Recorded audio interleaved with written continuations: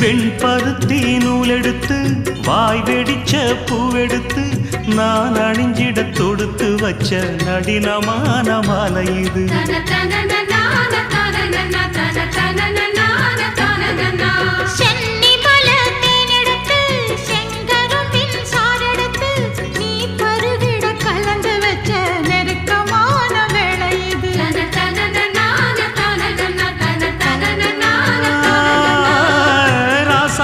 உடம்பிருக்கும் ரவிக்க துணி நானாக அன்னாடம் சூடி கொள்ள ஆசை வச்சாகாதா.